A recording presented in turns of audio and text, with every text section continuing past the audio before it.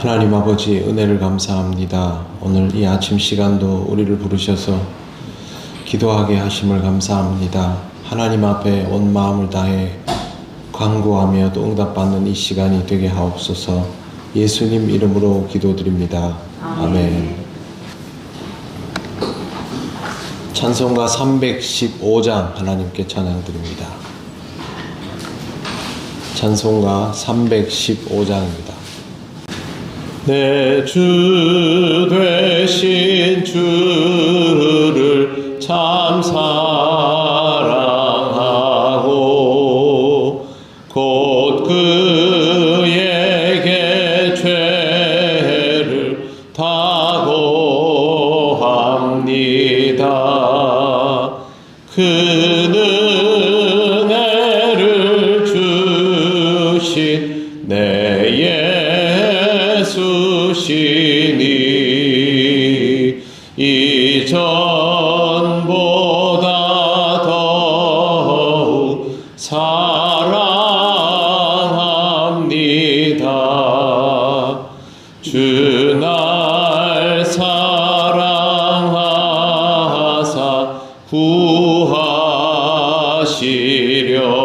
구하시려고 저 십자가 고난 당하셨도다. 그가 시관 쓰신 내 주 배우니 이전보다 더욱 사랑합니다. 내 평생에 힘쓸 그 큰 의무는 주 예수의 덕을 늘 기림이라. 숨질 때에까지 내 할 말씀은 이전보다 더욱 사랑합니다. 그 영광의 나라 나 들어가서 그 풍성한 은혜 늘 감사하리.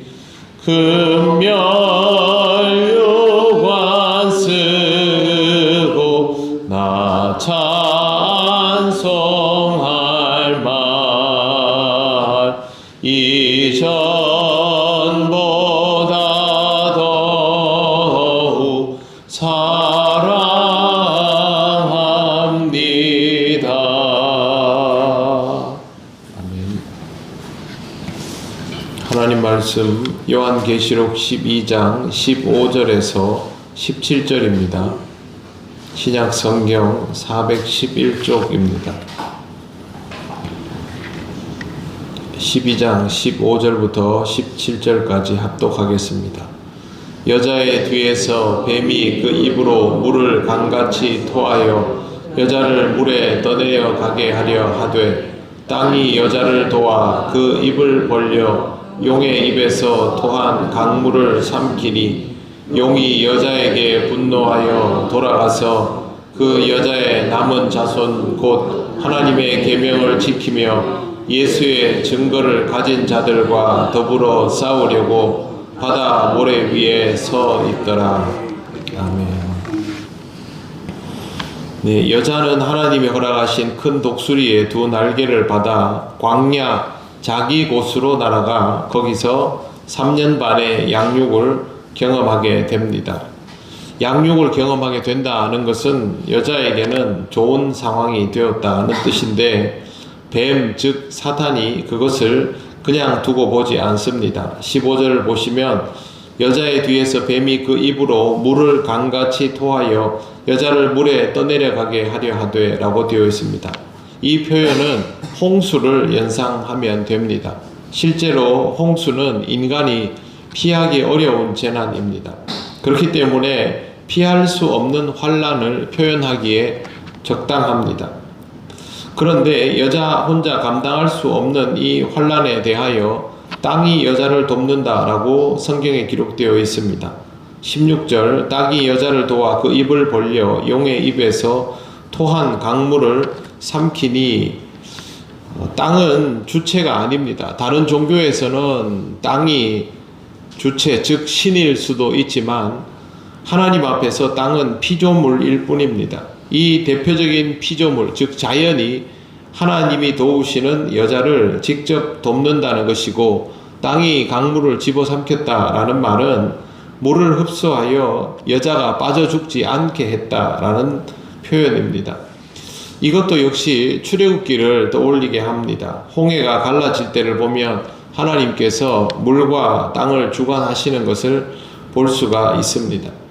이스라엘은 여기에 대한 기억을 가지고 있고 또 성경에는 그 기록이 남아있기 때문에 그리스도인은 말씀을 보며 그 사건을 떠올리게 되어 있습니다. 자기 뜻대로 되지 않자 용이 분노합니다. 그래서 취하는 방법이 17절 보시면 용이 여자에게 분노하여 돌아가서 그 여자의 남은 자손 곧 하나님의 계명을 지키며 예수의 증거를 가진 자들과 더불어 싸우려고 바다 모래 위에 서 있더라 라고 되어 있습니다. 분노하다라는 이 말은 헬라어로 오르기스테인데요. 그냥 화가 난 정도가 아니라 굉장히 화가 났다라는 뜻입니다. 화가 머리 끝까지 올랐다 이렇게 해석할 수 있습니다.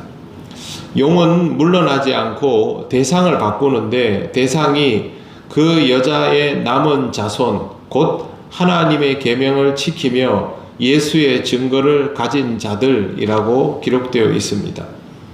예수의 증거를 가진 자들은 영적 공동체인 신령한 교회를 통하여 신앙으로 살아가며 있는 사람들을 뜻합니다. 사단은 하늘에서 천사장 무리와의 대결에서 패하고 이 땅에서 여자를 박해하려다가 또 무위로 돌아가고 광야까지 쫓아가서 물을 토하였는데도 뜻대로 되지 않고 결국에는 신령한 그리스도인들을 직접 상대하기로 마음을 먹은 것입니다.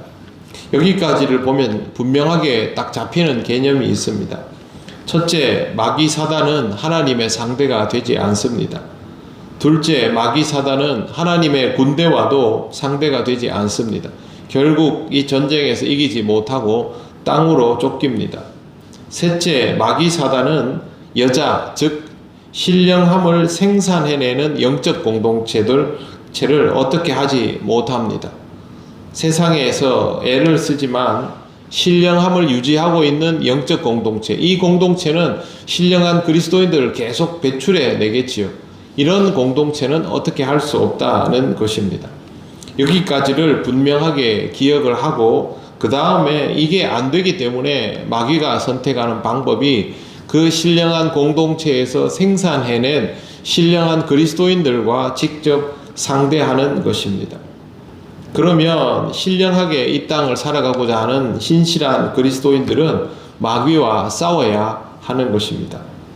신령함을 잃은 교회는 기능을 못하기 때문에 이렇게 버텨내는 영적 공동체 역할을 감당하지 못하게 됩니다.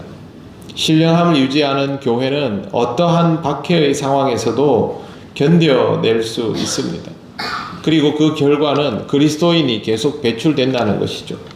역사를 보면 역사 속에서 거대했던 교회들은 다 사라졌습니다. 그런데 그리스도인은 사라지지 않습니다. 왜 그러냐면 신령한 공동체는 신령한 사람들을 계속 생산해 내기 때문에 그렇습니다. 이 규칙은 앞으로도 달라지지 않을 것입니다. 죄악이 가득한 세상에서 신령한 공동체와 온전한 그리스도인은 박해를 받고 어렵게 살겠지요. 그럼에도 불구하고 이 영적 전쟁에서 지지 않습니다. 마귀가 진짜 그리스도인을 공격하고 우리가 진짜 그리스도인이면 마귀의 공격을 받을 것입니다. 우리가 하고자 하는 것을 못하게 할 수도 있지만 우리가 해야 하는 것들을 병들게 만들어서 그걸 하도록 만들 수도 있습니다. 예수를 믿지 못하게 하는 것과 잘못 믿게 하는 것 중에 뭐가 더 쉽겠습니까? 우리한테 잘못 믿게 하는 게 더 쉽겠지요. 그래서 우리가 우리 자신을 중심으로 놓고 자기 의에 빠지도록 인도합니다. 그리스도인들은 예수 믿지 않는 시험은 다 이깁니다. 잘못 믿게 하는 시험을 이기지 못할 때가 많지요. 그렇기 때문에 우리 그리스도인들은 항상 내가 이제는 영적 전쟁의 선봉에 서 있다라는 생각을 하며 이 땅을 살아가야 합니다. 앞서 말씀드린 개념을 꼭 이해하고 살아가시길 바랍니다. 사탄은 하나님을 이길 수 없습니다. 사탄은 하나님의 군대도 이길 수 없습니다. 사탄은 신령한 영적 공동체를 어찌할 수 없습니다. 그래서 이 땅에서 살아가는 신령한 그리스도인을 공격합니다. 그게 신령할수록 우리 자신일 수 있다는 것을 꼭 기억하시고 어떤 경우에도 내 신앙적인 정체성을 지켜나가는 데에 집중하시기를 바랍니다. 그래야만 하나님 나라에 이를 때까지 우리의 신앙을 지켜나갈 수 있습니다. 오늘도 믿음 안에서 그렇게 살아가시는 여러분이 되시기를 바랍니다. 기도드리겠습니다. 하나님 감사합니다. 오늘 이 귀한 말씀을 우리에게 주셔서 우리로 하여금 다시 한번 우리 자신을 돌아보게 하시니 감사합니다. 신령함을 지키는 그리스도인으로 살아갈 수 있도록 성령께서 우리를 인도하여 주시옵소서. 우리가 모일 때마다 신령한 공동체가 이루어지게 하시고 또 하나님께서 우리를 보호하심을 통하여 영적 전쟁에서 승리하며 믿음을 지켜나가는 우리가 되게 하여 주시옵소서. 오늘도 하나님의 은혜로 살아감을 감사드리며 예수님 이름으로 기도드립니다. 아멘. 하늘에 계신 우리 아버지의 이름을 거룩하게 하시며 아버지의 나라가 오게 하시며 아버지의 뜻이 하늘에서와 같이 땅에서도 이루어지게 하소서. 오늘 우리에게 일용할 양식을 주시고 우리가 우리에게 잘못한 사람을 용서하여 준 것 같이 우리 죄를 용서하여 주시고 우리를 시험에 빠지지 않게 하시고 악에서 구하소서. 나라와 권능과 영광이 영원히 아버지의 것입니다. 아멘.